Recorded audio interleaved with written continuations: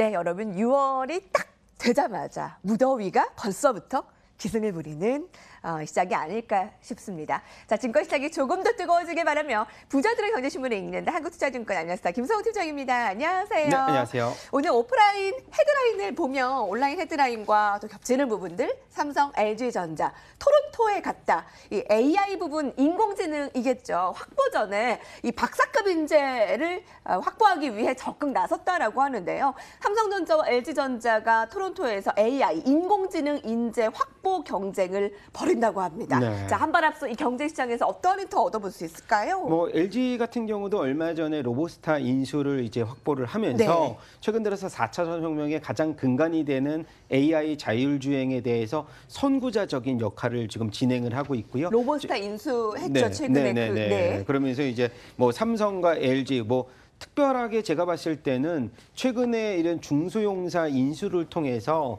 기본적으로 이제 이 선제적인 AI 기술 확보에 뭐 어느 정도 그 근간을 조금 제시를 하고 있고요. 최근에 뭐 박사급 전문가를 이제 모셔라라는 글과 같이요. 최근 들어서 가장 핵심적인 AI 기술에 대한 확보를 누가 먼저 진행을 하느냐. 제가 봤을 때는 LG전자와 삼성전자가 뭐 글로벌적으로 최상위 이런 그 포시차 역할을 하는 것으로 지금 생각이 되는데 굉장히 긍정적인 역할 계속 시너지가 나올 것으로 전망이 됩니다. 여러분 4차 산업과 관련해서 국내 굴지의 대기업들이 발빠르게 앞서서 인공지능 전문가를 영입하고 계획을 세운다는 점 주식시장에 미리 힌트를 얻어야 되지 않나 싶고요. 현지에서 나란히 이 인공지능과 머신러닝 전문가 모집의 전쟁 오늘 첫 번째로 살펴봤습니다. 자, 본격적으로 북미의 신경전에, 그러니까 북미 정상회담이 한 차례 이 취소가 되면서 잡음이 있었잖아요. 그때 글로벌 펀드에서 한 달 사이에 한국에서 1조 원 가량이 빠져나갔다고 합니다.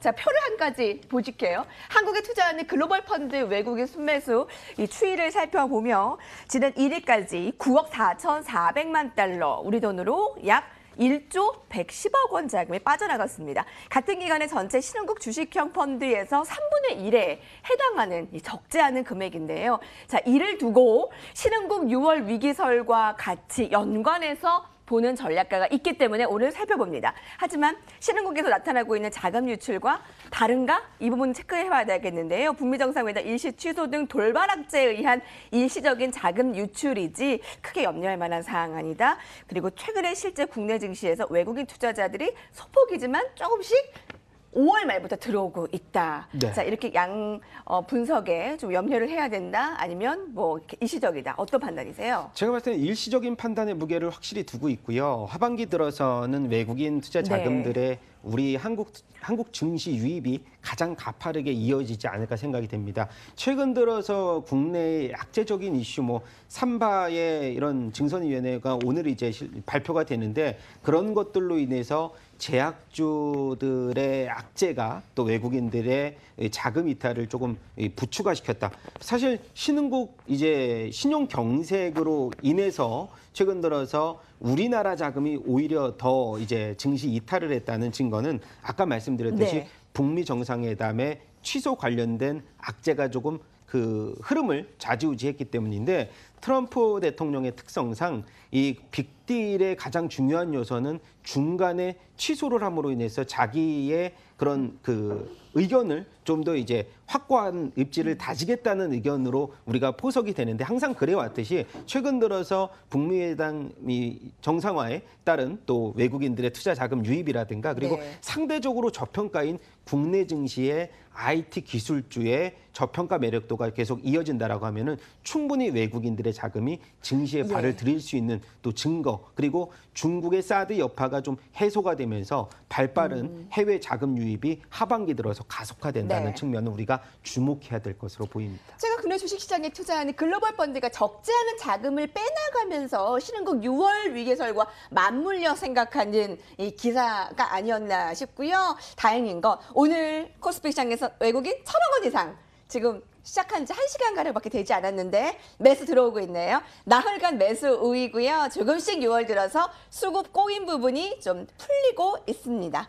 오늘 두 번째로 살펴볼 것은 머니투데이에서 선정한 베스트 리포트인데요. 저가항공, 제주항공을 주목하라. 동부가 LCC 리더, 이 BNK 투자증권의 베스트 리포트입니다. 머니투데이 증권부에서 선정을 했는데요.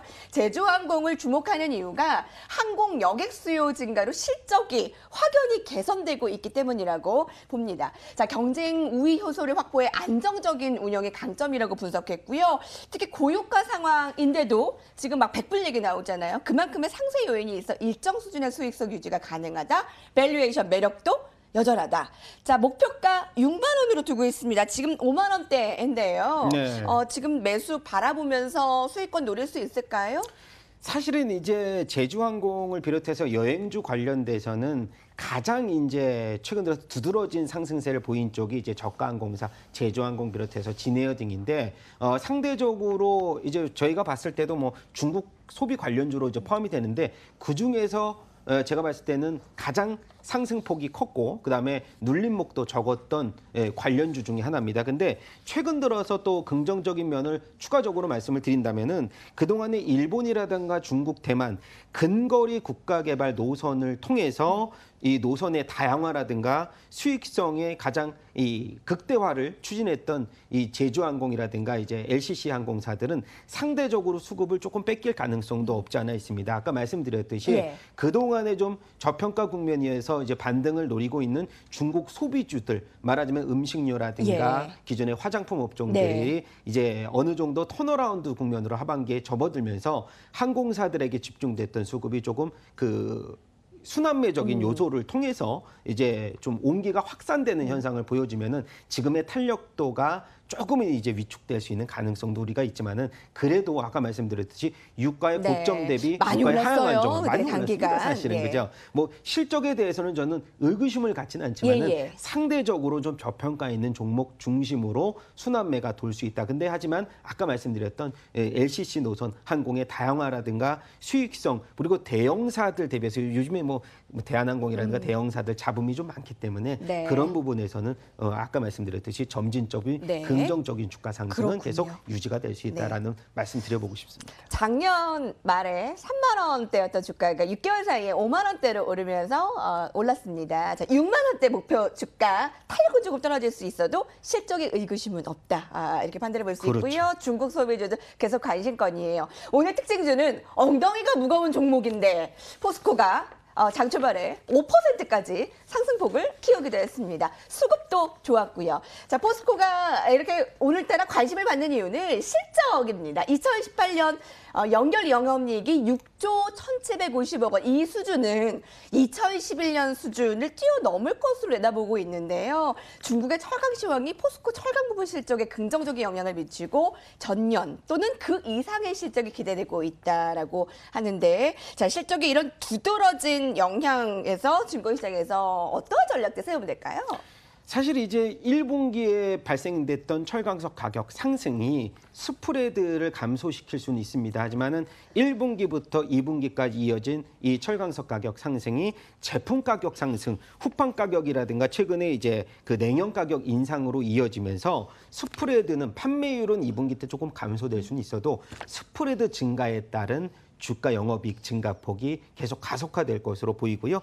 포스코 같은 경우는 얼마 전에 이제 대북 관련주로 아마 속하면서 우리가 인프라 투자의 근간이 되는 네. 뭐 철강석, 철근 그리고 아까 말씀드렸던 뭐 건설주의 대부분에 속하는 이 근간이 되는 포스코가 당분간 강세를 유지한다는 예. 적은 계속해서 네. 지금 긍정적으로 보이고 있고요. 그다음에 또 강조드릴 부분은 최근에 중간 배당 네. 요소들이 포스코가 계속해서 중간 배당을 계속 늘리면서 우리가 최근에 시가 배당률이 한 0.4% 정도 됩니다. 그래서 배당금 총액이 1,200억 원으로 주주환원 정책의 가장 이제 핵심이 되는 뭐 삼성전자, 포스코 등은 수급이 계속해서 긍정적인 흐름이 이어질 것이라고 생각이 되는데 뭐 탄력도 면으로는 전고점 근처까지 다시 한번 반등을 줬기 때문에 탄력도는 떨어질 수 있어도 제가 봤을 때는 삼성전자, 포스코는 핵심 포트폴리오 안에 좀 그래요? 포함을 시켜야 되는 예. 대형주의 가장 이제 네. 1등주가 아닌가 생각이 됩니다. 최근에 흔하죠. 중간 배당. 네, 맞습니다. 근데 뭐 여름 휴가 보너스라고도 얘기하잖아요. 중간 배당의 매력, 포스코, 설강시원까지